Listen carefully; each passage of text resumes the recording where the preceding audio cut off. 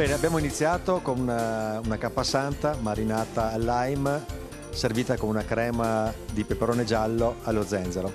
Ecco, una preparazione molto semplice, però dell'effetto sicuramente cromatico e gustativo molto interessante. La capasanta viene prima coppata con un coppapasta per dargli una forma regolare e viene marinata con delle bucce di lime e dell'olio extravergine.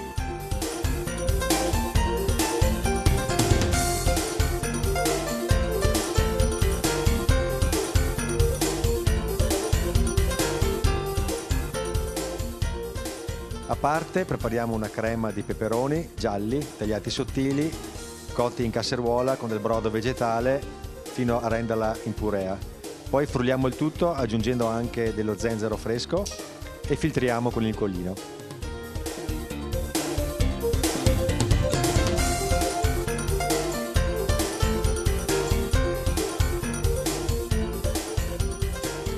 La capasanta la scottiamo poi in una padella antiaderente senza aggiungere ulteriore olio.